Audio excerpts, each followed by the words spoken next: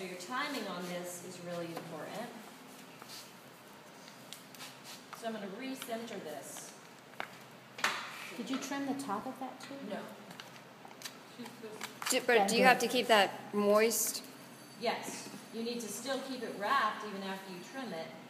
Not this, like, unbelievably wet, because if you stacked something on top of this and it was really wet, it's going to cave in. So I still want to make sure that I adhere some clay down here.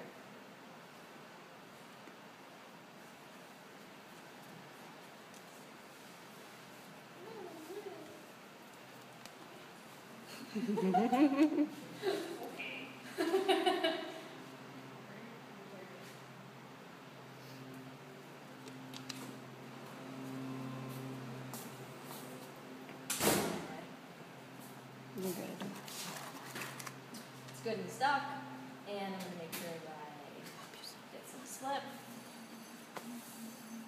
This on. I have a serrated rib. I bought this. This comes in handy. Can you just like use a fork or something though? You can. I like using these. That was like $3. It was $2. I went to Highwater, so.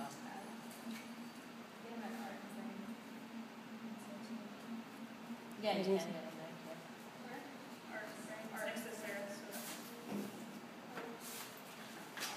Okay, so remember that this piece, I actually turned this upside down already. The caliper measured, it was thrown reversed, okay? So this was on top. I caliper measured this, so it's the same measurement as this. Okay, then, since this morning I came in, I flipped it, and I wrapped this top part in paper towels, okay? It's all wrapped. So this initially was reversed, okay?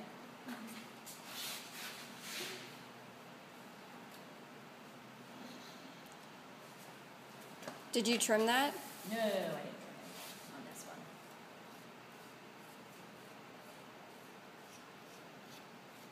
So I'm going to score this part.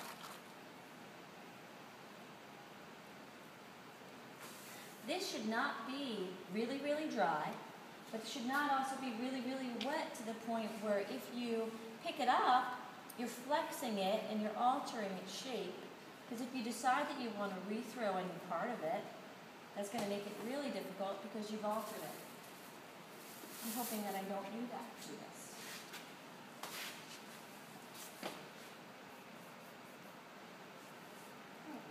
Should line up fairly nicely. Okay, so I just put it down first, and this kind of comes back to centering skills.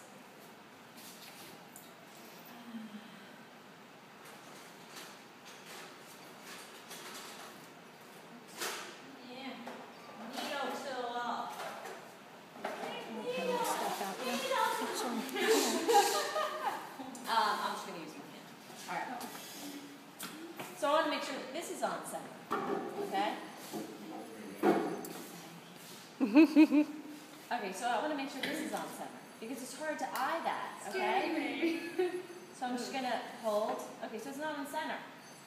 I'm going to turn that to me. Now, I have to shift this away from me. So it's stuck a little, so I'm going to lift up and move it a little back. Okay? Just a little bit. Sorry. This is a tricky thing to do. This is definitely much better overall spinning mold. All right. Oh, sorry. So if it doesn't match totally perfectly, it's not the end of the world. This can be smoothed in. I'm going to probably add a coil. I'm kind of just shifting this and making sure it's really stuck. Like I'm jiggling it around like that. Okay. And okay, besides the base to begin with, at this point, will you have the whole form? No trimming's going to go on. I already trimmed this. No, I mean like from that. No more other pieces that you add on should be trimmed at all. Right, exactly. Totally. Right. Okay. I do have a sponge and water here too. Whenever I do any kind of water part at this, it's very minimal water. Okay, you really don't want to saturate your connection point. You don't want to oversaturate this. seems a little off, but I think I can make it work. All right. Sometimes if it's, clutch today. Sometimes if it seems like it's a lot of I like the transition here, but if it seemed weird, I could add a coil and smooth that in too. And I can as well if I feel like I want to, I could add a coil to the interior for a stronger connection. The last time I did this demo, it didn't work very well. Which was sad. It does take some practice to be able to stack these and then rethrow this. If the form is at all off, then once you throw this, it's like throwing from a form that's like totally shifting opposite, and it doesn't work. So I'll see how it goes, you know. If it ends up it doesn't work, then I'll find another way to make this work. But that was my goal in re-wetting that part and turning it over, was that I'm rehydrating that back down. Because remember, it was sitting down on the plaster back.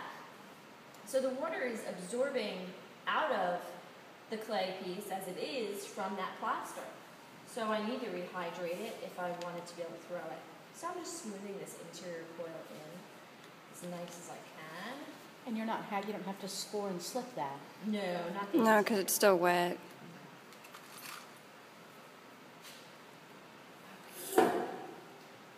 So a lot of times when I'm throwing like tolerances like this, I see a lot of people stand. I don't usually stand because it makes me really unstable, but I just wet this area.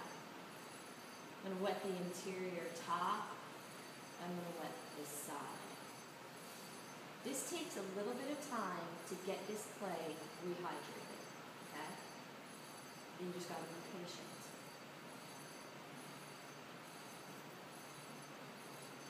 Looks like it's working pretty nicely. It's not too offset.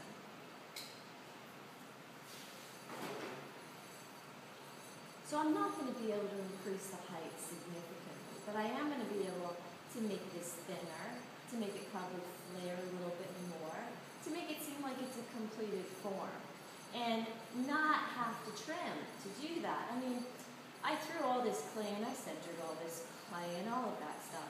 So why just hack this all down? This also gives like a lot more of a natural look to the thrown form, where if I just trimmed it and everything, it's going to have a trimmed look. It really will. It'll have a certain look like that. Notice I keep my water over the side because I don't want to slam against the piece.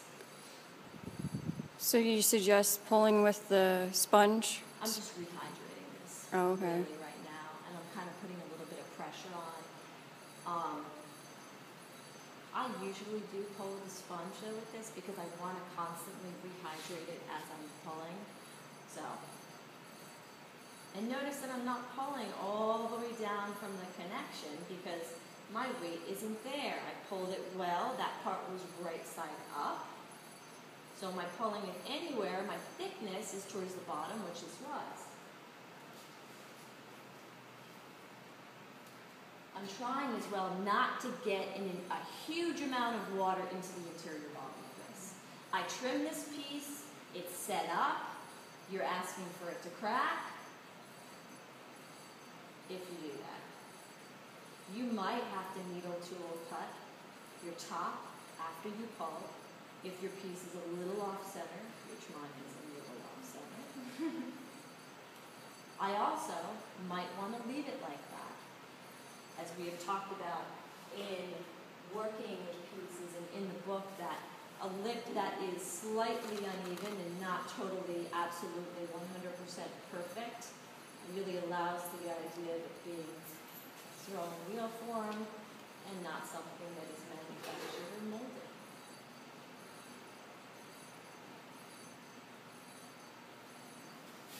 A lot of times too, Looks like you have a spout happening there. I don't know. I thought I brought my Ritz roll. Like You my did. Non-metal, my non-serrated. I did it? Really? I'm sure I brought that over.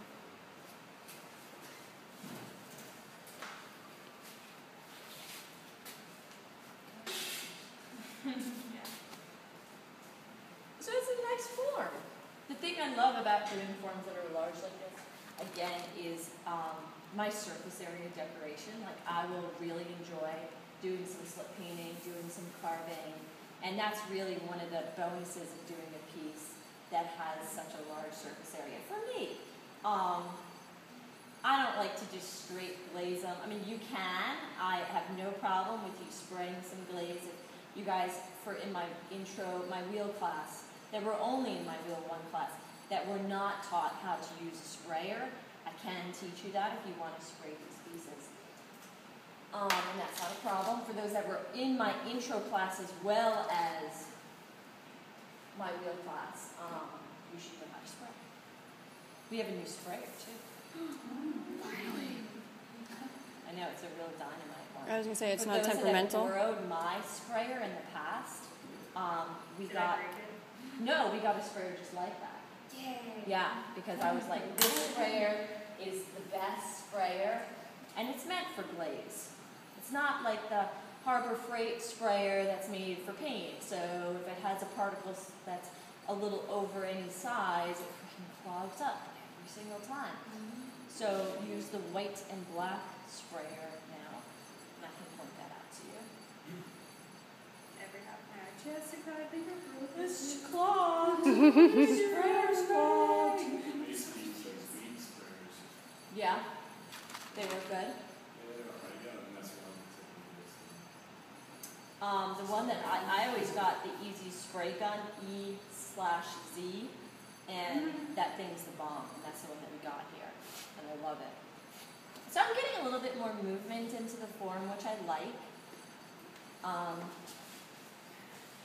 I think it looks rather interesting. I'm pretty satisfied overall with the form.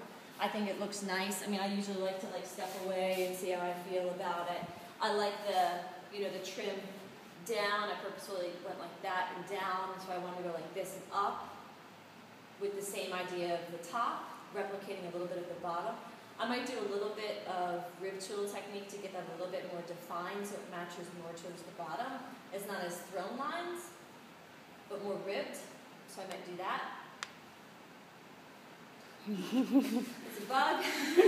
But overall, that's the connection. So how tall is this?